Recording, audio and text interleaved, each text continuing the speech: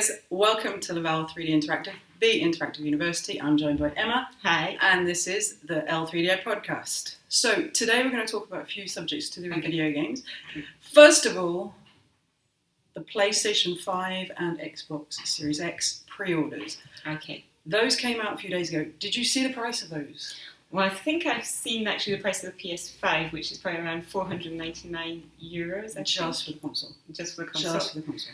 Then I'm not a kind of a gamer. I heard of something else about $399. What's that? I mean, you're talking about... Okay, the $499 version is the game with the physical disc drive. Okay. The $399 is the digital-only version. So basically, if you have some PS4 discs, you can't play them on that version of the console. You have to buy everything again or re-download it from the PlayStation Store. So you're spending even more money? Yes, basically. Wonderful. Yes, and also one thing you've got to realise is that that only includes one controller. If you want a second controller, that's another €70 on top of that.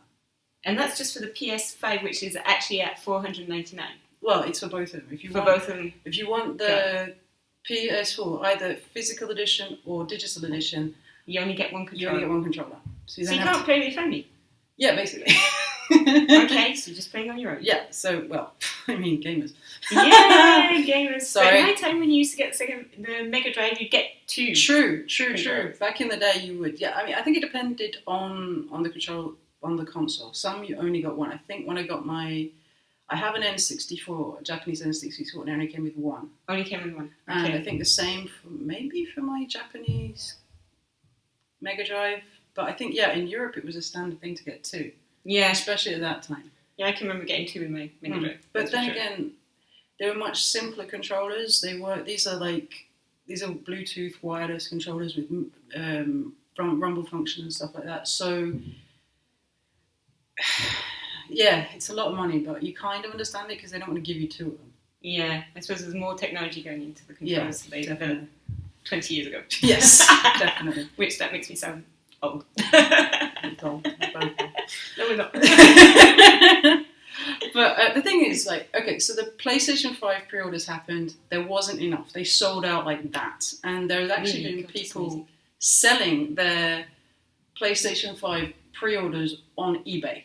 So you what you're saying is somebody's buying it and they're pre-ordering it and they're selling it again. They're selling their pre-order. They're not even selling the console, they're selling the pre-order. Yes, they haven't actually got the console. They haven't got the console, which is completely against eBay's terms and conditions. But they've managed to do it.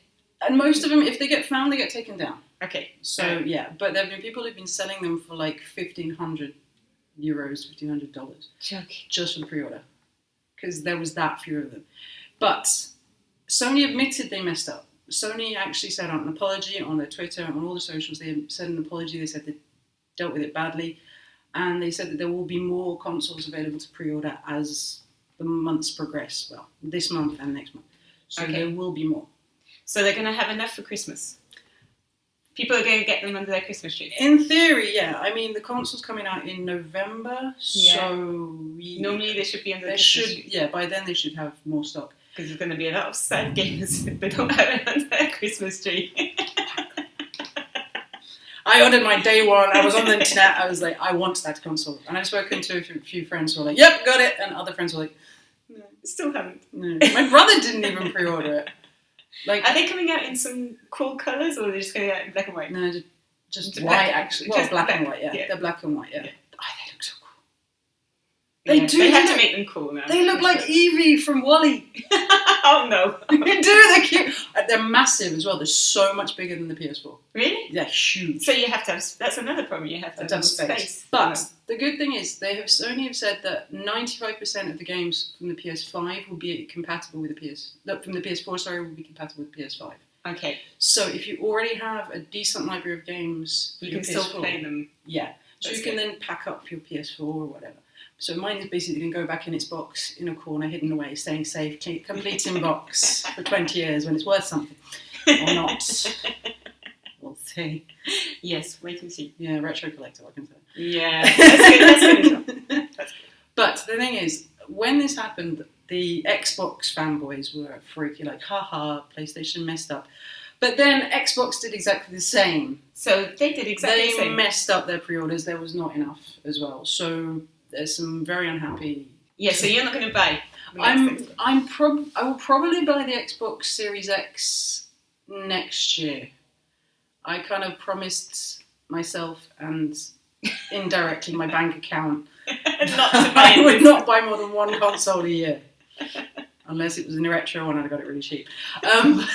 So yeah, no brand new console. But then again, we'll get to that one later. But yeah, so maybe next year I might get one. Yeah. If they lower the price a little bit, I might get one. Because like, the thing is, there's also two versions of the series. There's an Xbox Series X, which has physical media. It's much beefier, much better hardware. Okay. And then there's the Xbox Series S, which is like a light version. It's not as good. It's not as powerful, I should say, and it's got no physical media. It's completely digital. Okay. So they're going with the same idea, and also it's €100 cheaper than the digital version of the PS5. Okay, so they're going to be playing on the price as well. Yeah, they're playing on the price. Also, the fact that one of the positives about the Series X console is that basically Microsoft has said if a game is compatible with the Xbox One, it's compatible with the Series X.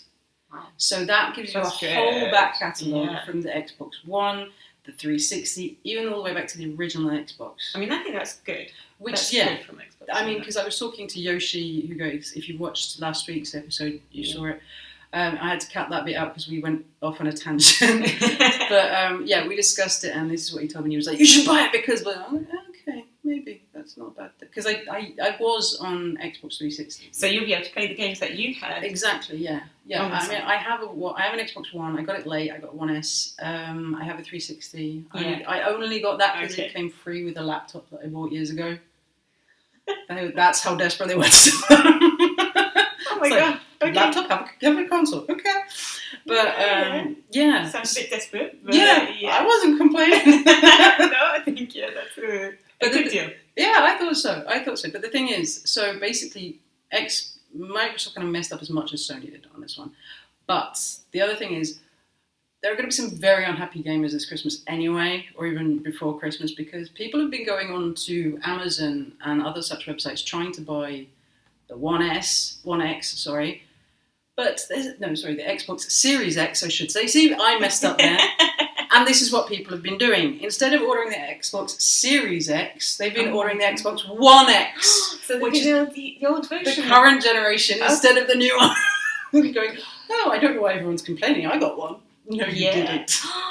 So people have been receiving them at home. They'll be getting them, Disappointed. The wrong one. Yeah. There are going to be some sad people at Christmas. You're not kidding. I mean, what's special with all these new consoles? Are you going to be able to? Have they got a new technology to them? Yes. Have they got something new that you're going to be able to do that you couldn't do with the old ones? Yeah, because the consoles we have now, the PlayStation 4 Pro, the Xbox One X are 4K. Okay. These are going to be 8K. Okay, sorry. So the 8K, they have SSD drives rather than regular hard drives. Much better processors. I mean, the graphics are going to be good. Oh my gosh, yeah. Really? Mind blowing. Okay. I watched the trailer for the new Call of Duty. Yeah. On the PlayStation show a couple of weeks ago, and oh my gosh, it's completely different. It looked like there's this bit where they're sniping this guy, and like there was this bit of fabric, and it was blowing in the wind. There was rain coming, and it was blowing, and it looked real. Really? I'm kidding. Okay. I'm not kidding. It looked real. It was insane. It's like yeah. So it's going to be brilliant for photorealistic games. Oh yeah, and it's going to get more and more of that, I think. Okay. And it's going to be even better for VR. Really? Which of course here at L3DI. Yes. So we like that. We have we teach our students that stuff. So we like that. But yes. Other big news: Bethesda was bought by Microsoft. Okay. Bethesda, one of the biggest gaming brands, not just Bethesda, but ZeniMax. So all the brands that they own. That means that Microsoft now owns Doom.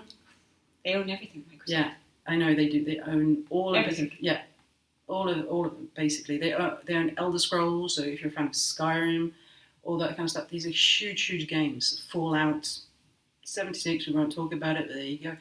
But Microsoft now owns all that, which means they are now first-party games. However, they have said that they won't be Xbox exclusives. They might be timed exclusives, so only on Xbox for a short while. Okay. But they're not going to get in the way of coming on other formats. see how long that lasts. We'll see how long that lasts because I mean but now they own some huge money. So even to be fair, it's in their interest to put them out on other formats because I mean, if you put it on Steam, you put it on PlayStation, you put it on all these other things, that's more people buying your game. Yes, of course. Yeah. And so you're touching a bigger audience. Yeah, and Microsoft isn't a hardware company. Microsoft is a software company, let's not forget. Yeah, so... You know, they've made their money by making their software available to everybody. You buy an HP, you buy an Asus, you buy a Samsung, it's got Windows on it. Exactly. So it's in their interest to stay polyvalent, whatever we say in English.